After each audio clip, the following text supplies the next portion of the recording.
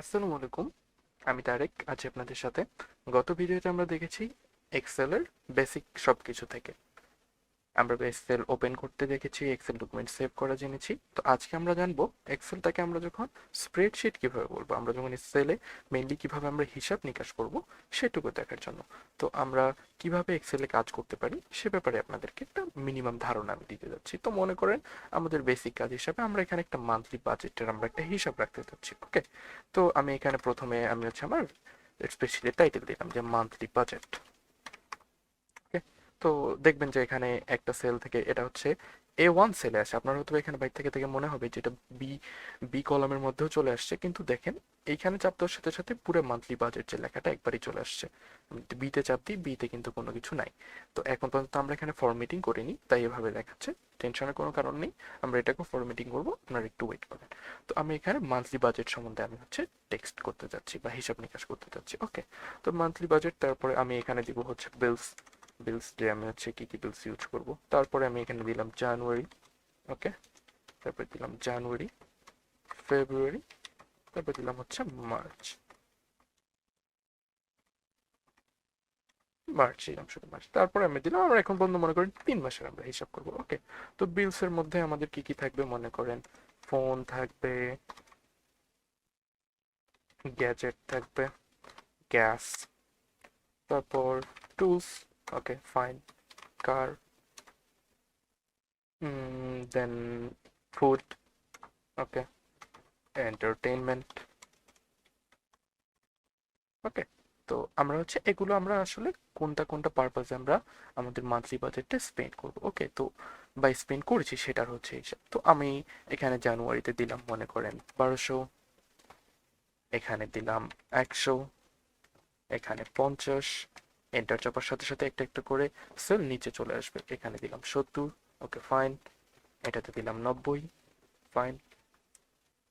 দেন এটাতে 40, এটাতে দিলাম 100। ওকে, র্যান্ডম ভ্যালু দিচ্ছি। একই সাথে আমি এখানে সেম টু সেম ভ্যালুগুলো বিভিন্ন রকম ভ্যালু দিতে পারি। 1400, দেন 700। ওই আচ্ছা, আমি একটা একটা করে ভ্যালুগুলো আগে দিয়ে ফেলি। ওকে,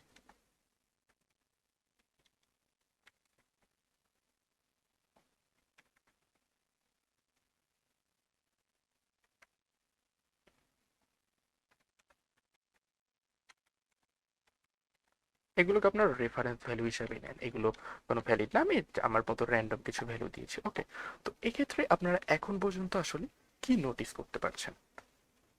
কোনো কিছু আলাদা করে নোটিস করার মতো কিন্তু নেই। এখানে নাম, এখানে হচ্ছে মাসের বানান, মাস রয়েছে, আমরা কোন কোন মাসে কি করবো, এটা হচ্ছে টোটাল হিসাব। আমরা এখন এটা কাউন্ট করিনি। এখানে আমরা হচ্ছে কোন পারপাসে আমাদের বিলগুলো ইউজ করেছি সেটা, আর এটা হচ্ছে আমাদের স্প্রেডশিটের টাইটেল হিসাবে আমরা এখানে অ্যাসাইন করে দিয়েছি। ওকে, তো এখন পর্যন্ত আপনাদেরকে একটা বেসিক জিনিস দিই। এই যে যা যা দেখছেন এগুলো কিন্তু টেক্সট, রাইট? এগুলো কিন্তু সবগুলোই টেক্সট এক একটা করে। আর এগুলো কি, এগুলো এক একটা করে হচ্ছে নাম্বার। ওকে, এই সবগুলো কিন্তু এক একটা করে নাম্বার ভ্যালু। তো আপনারা খেয়াল করলে দেখতে পারবেন এক্সেলের বেসিক যে স্ট্রাকচারটা রয়েছে তার মধ্যে যদি আমরা কোনো কিছু টেক্সট করি, টেক্সট লিখি কোনো কিছুতে, ডিফল্ট ভাবেই সেটা কিন্তু বাম দিকে অ্যালাইন হবে, লেফট অ্যালাইন। ওকে, আমরা কিন্তু এখন পর্যন্ত কোনো কিছু ফরম্যাটিং করিনি। আমরা চাইলে ফরম্যাটিং করে এখান থেকে করতে পারবো, আমরা এখন পর্যন্ত বন্ধ করে দেওয়া আছে, সরি। তো আমরা চাইলে ফরম্যাটিং করে আমরা এখানে মাঝে নিয়ে আসতে পারবো। এই যে এখানে আমরা মাঝে নিয়ে আসতে পারলাম, কিন্তু ডিফল্ট ভাবে সবগুলোতেই কিন্তু লেফট দেওয়াই রয়েছে। আমি এটাতে শুধু অ্যাসাইন করেছি, এটাতে অ্যাসাইন করেছি, সেজন্য দেখেন এখানে লেফট দেখাচ্ছে। আমি যদি এটাতে দেখি এখানে কিন্তু দেখেন কোনো কিছু নাই। ওকে, এখানে কোনো কিছু অ্যাসাইন করা নেই। কিন্তু নাম্বারের ভ্যালুগুলোর ক্ষেত্রে নাম্বারগুলোকে দেখবেন রাইট ভাবে অ্যাসাইন করছে, রাইট দিকে অ্যালাইন করা রয়েছে। তো আমাদের খুব ইজি হয় এই ব্যাপারগুলোকে আন্ডারস্ট্যান্ড করতে, যে আসলে আমরা কোনটা ভ্যালু আমরা কি হিসেবে ইউজ করেছি।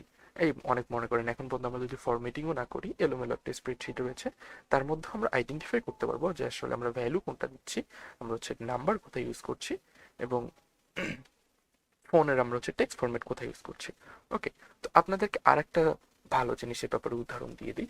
তো আপনারা চিন্তা করবেন যে আসলে ডেটগুলোকেও কিন্তু এক্সেল নাম্বার ফরম্যাটে কাউন্ট করে। তো আমি এখানে দিলাম মনে করেন 2022। ওকে, দিলাম।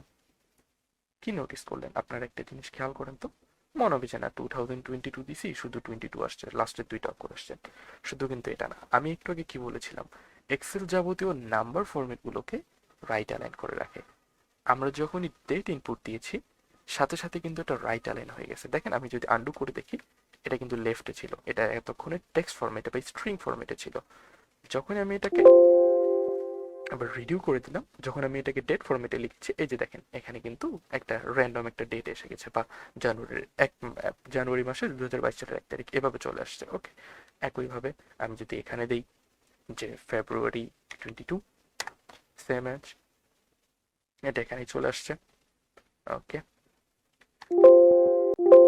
আমি এখানে ডেট ফরম্যাটে দেওয়া হচ্ছে, আমি এখানে দিলাম ফেব 2022। ওকে, দিলাম 1 ফেব্রুয়ারি, এটা মাস হিসেবে চলে আসছে। সরি, আমি এখান থেকে অ্যালাইন যেহেতু করে দিয়েছিলাম 2 ফেব্রুয়ারি। ওকে, আচ্ছা, এভাবে এক একটা ভ্যালু মনে করেন আমরা এভাবে যদি দিয়ে দিই, মার্চ 2020, এটাই এভাবে দেওয়া আছে। ওকে, তো এই জিনিসটা যদি আমরা আবার ঠিক করে দিচ্ছি, ফেব্রুয়ারি 2022। আচ্ছা, 1 ফেব্রুয়ারি, সরি, এটা হচ্ছে যেভাবে হোক। আচ্ছা, আমরা এটা ডেট ফরম্যাটটা ঠিক করবো, কিন্তু এখন পর্যন্ত দেখেন যেটার নাম্বার ভ্যালু যে রয়েছে, এখান থেকে আমরা যদি যে হোম পেজে যাই, এই যে দেখেন নাম্বারস নামে কিন্তু এটা সিলেক্ট হয়ে রয়েছে। ঠিক আছে, এটা কিন্তু জেনারেল, এটা কিন্তু কাস্টম হয়ে গেছে সাথে সাথেই। এই জায়গাটাতে আমরা কি করতে পারি, ডেটটাকে আরো স্পেসিফিক ভাবে আমরা কাস্টমাইজ করে নিতে পারি। এখানে যদি আমরা চাপ দিই মোর নাম্বার ফরম্যাটস, নাম্বার ফরম্যাটে দেখবেন যেখানে লেখা আছে কাস্টমে সিলেক্ট করা রয়েছে। কাস্টমে সিলেক্ট করার পর এখানে আমরা যেভাবে ইনপুট দিয়েছি, জানুয়ারি এম, মানে এটা হচ্ছে মান্থ, আমরা হচ্ছে কি কি মান্থ ইউজ করব। তারপর এখানে ওয়াই, দুইটা ওয়াই দেওয়া আছে, ওয়াই হচ্ছে ইয়ারকে রিপ্রেজেন্ট করে। তো ওয়াই দুইটা দেওয়া থাকার কারণে আমরা কিন্তু দুইটা অক্ষর পেয়েছি।